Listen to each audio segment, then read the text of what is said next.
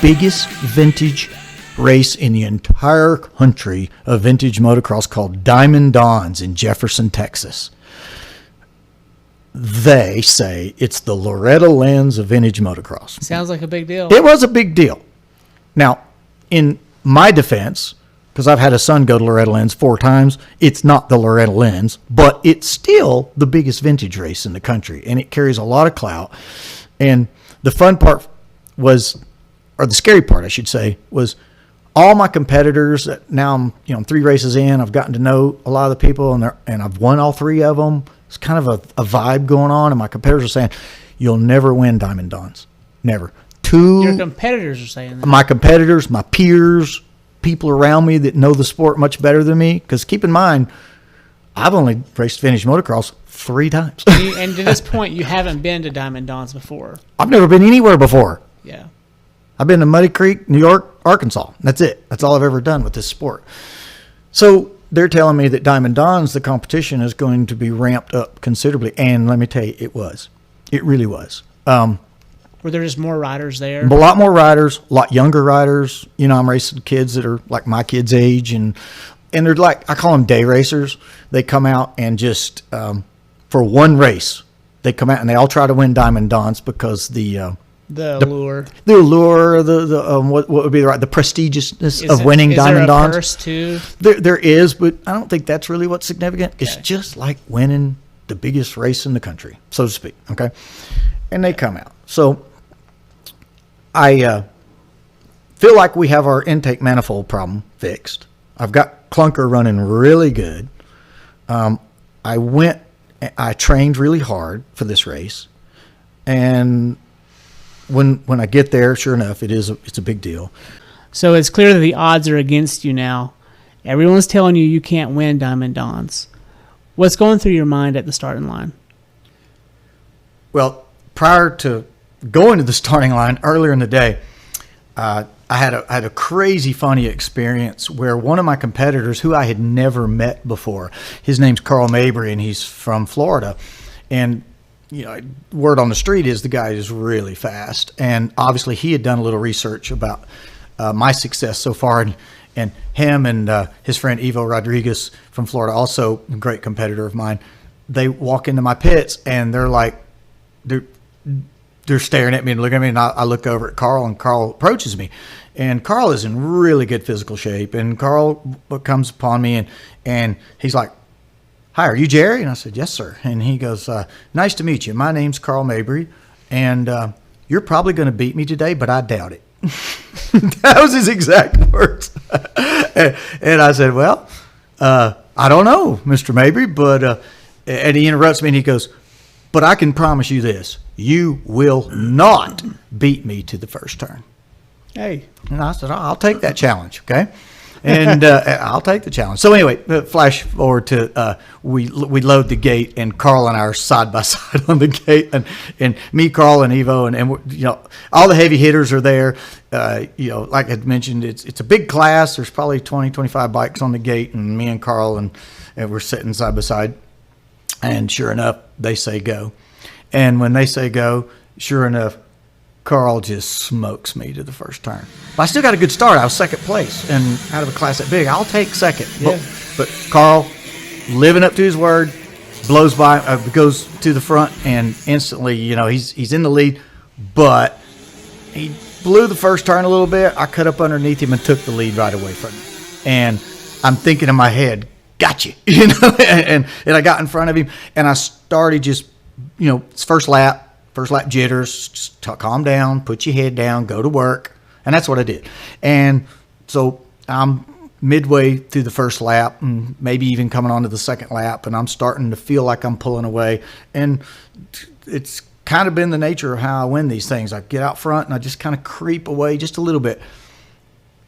And just, I don't know what happened. Next thing I know, Carl blows by me like I'm going backwards. And I'm like, wow, I'm taken back by it, because I'm like, that's the first time I'd legitimately been passed the entire year. And I've not always been in the lead, but this guy just blew by me and says, "I'm going to take this away from you," and I'm gone.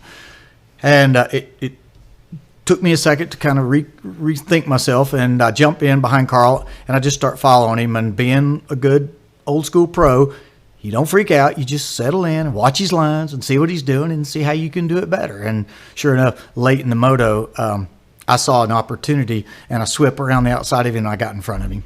And then I went to work and checked out away from him, and ultimately went on to win the first moto at Diamond Don. So I'd accomplished a couple of big things at that point. First, I won a moto at Diamond Don's. I was told that probably wasn't going to happen. And I beat this guy from Florida who was supposedly one of my most fierce competitors I just hadn't met yet. So hats off to Carl Mabrey. He rode fantastic, but I got him. But I didn't beat him by much.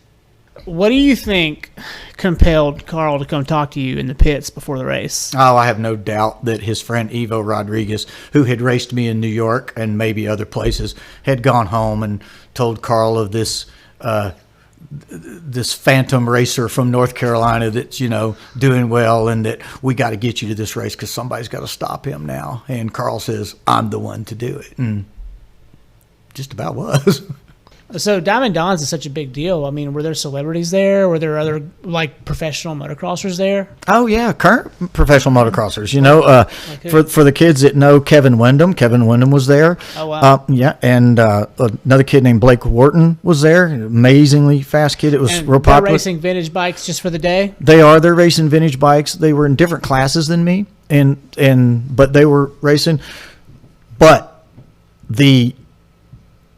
probably the most prestigious name, maybe, in all of motocross is a guy named Brad Lackey.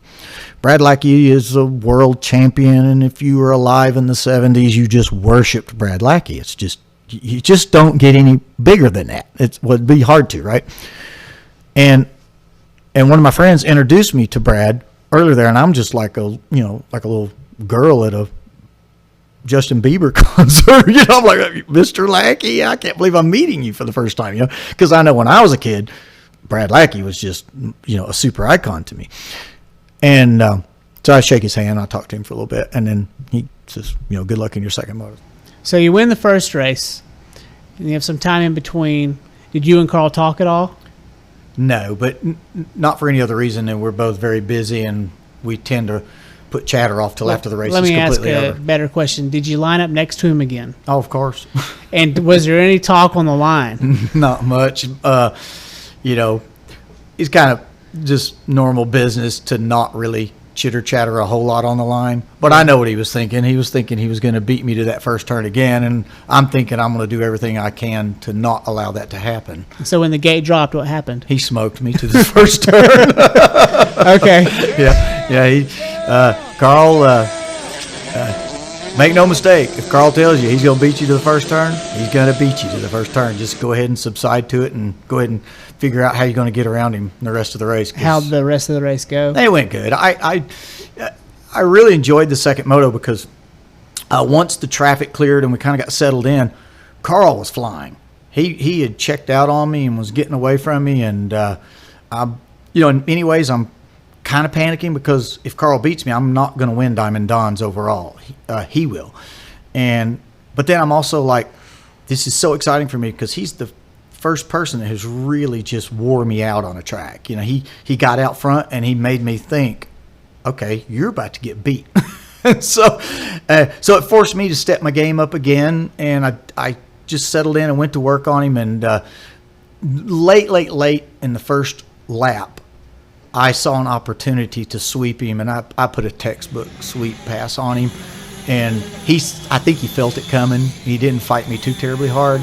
And once I got out in front of him, based on the second moto, I knew I cannot drop my guard on him because he will just run right back by me if I allow him to. So I put my head down and really went to work to get away from him.